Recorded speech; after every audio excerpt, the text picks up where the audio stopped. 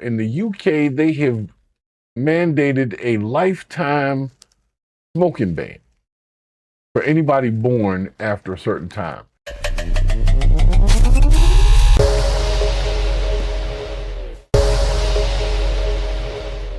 The United Kingdom wants to stamp out smoking once and for all. The contents have it. The British Parliament passed a bill proposing the toughest anti-smoking measures in the world. It is a landmark bill, my lords. It will create a smoke-free generation. It is, in fact, the biggest public health intervention in a generation. Children born after December 31st, 2008 will be banned from ever buying cigarettes, even as adults. I smoke personally too, and I don't want my kids to smoke, and I don't think it should have ever been legal. There is the view that the ban goes too far. Whatever the age is when you're allowed to buy alcohol, they should be able to make their own decisions and own free will. British What that lady just said, they get to a certain age, they can buy alcohol, but they won't be able to buy cigarettes. This is crazy.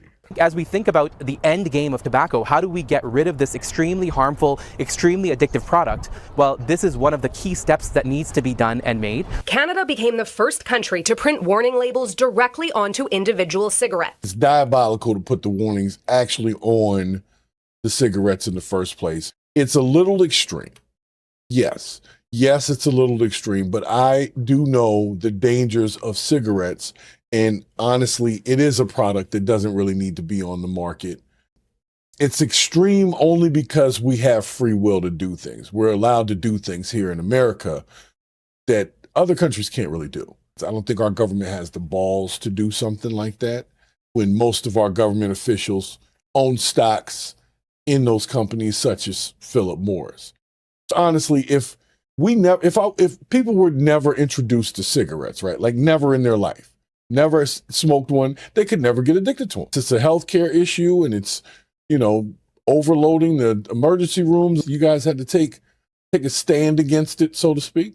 I think they did a good job here. For public health experts, a smoke-free future must include tighter regulations on e-cigarettes and nicotine products. These products are being marketed to children, to youth and young adults, developing nicotine addiction, the absolute harms of which are well known among youth and young adults. So far, the Canadian government has no plans to follow the UK's lead by introducing a lifetime smoking ban. But it says the measures it has brought in will bring the national tobacco use rate down from around 11% today to 5% in 2035. Cutting it in half. Taria Esri, Global News, Montreal. All right, let's give the UK an applause for their efforts here, because that's worth something. It's worth something. It is. Because they're really trying. Now, all right, calm down. Now let's shovel through, because there's some bullshit involved in this.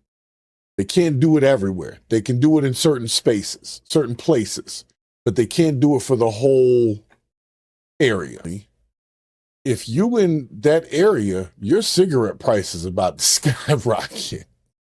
If they can't build new addicts, they have to get their money out of your ass. So they will do so by raising the price of cigarettes. The U.S. has attempted this. They did it differently. There was a time when you could smoke in every building, you could smoke in elevators, you could smoke on airplanes, you could smoke everywhere. That is the reason why a pack of Newports costs $20 in New York right now. That used to cost $2. Now, as a smoker, you're used to having to go outside. They really have changed the mentality of the U.S. to head towards non-smoking, but they didn't quite finish it out like the UK is trying to do by saying anybody born after a certain point in time just can't even buy them.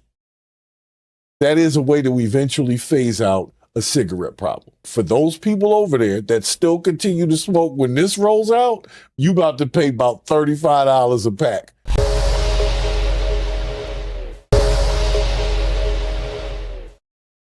Since we're talking about smoking, I think this next story is going to get your pipe going. Pause. Attorney General Todd Blanche is ordering the immediate reclassification of marijuana as a less dangerous drug. The Department of Justice says all FDA-approved products containing marijuana and state-licensed medical marijuana products are now in the same category as things like painkillers, even testosterone. The move could also ease barriers in the way of researching its medical use and is one of the most significant federal changes to marijuana policy in decades. Now, the change, though, it will not immediately legalize the drug. That's important. All right, it's important to hear it will not immediately. But hey, it will not immediately doesn't mean there isn't a chance. note. It will also not affect the sentences of people already incarcerated for possession. A Sucks key for context them. there. NBC News White. Sucks for them. So it won't affect anybody that's already in jail. That sucks. Like if you just got into the jail, and they're like, son of a bitch. Damn, if I had just waited 3 weeks. President Trump signed this executive order to reclassify the drug last December. But Yeah. what other changes does it bring? Yeah, exactly, Morgan. This is an effort that has been in the works for years, actually, since the last administration. But right now, President Trump is trying to fast track the possibility of reclassifying marijuana. They're basically going to be able to expand and approve certain state programs that do use cannabis for medicinal purposes. And So does that mean that you will get a whole bunch of money to test out new weed strains on people? To test out the effects of the new strains, okay? They're going to be asking you to join focus groups. Keep an eye out, okay? You might run up on something. Get yourself paid to test out a product. it will likely expand the research aspect to all of this, which is something that President Trump has a real focus on after approving psychedelics over the weekend in a separate executive order. What about timing and the people affected? I mean, the Department of Justice says a hearing on this is also scheduled for June 29th, but how could that then further sort of reclassify the drug amidst all this? Exactly. And there are so many hurdles from a bureaucratic perspective that this still needs to go through. I mentioned this started in the last administration. It was former President Biden in 2022 who ultimately make a recommendation to reclassify it, to move it from that Schedule 1 to Schedule 3. But that process does take a lot of time because it then has to go to a public comment period. It has to go through these different agencies before it can ultimately become a final rule for the overall reclassification. Well, how come he can do everything else so damn fast? It's like overnight. You can't do this overnight. They're going to slow walk it again. That's what they're going to do. I'm sure this is in the bag of distractions that we're supposed to be distracted by. It might take your mind off of the things going on in Iran and, you know, your gas prices being a little too damn high. A few sexual misconduct allegations and fraud and all these other things that are going on there. But weed is almost legal. So we'll throw this bone over there for those folks to go feast on for a minute so that they can, you know, not pay attention to the other things that are going on behind the curtain. I get it. Okay. When she broke it down at the end, she really broke my heart. She really did. She made me feel like, you know, all of the hype and everything that she put up into it as she was doing the story was just all let go. I feel like that. Yeah. You didn't tell me shit.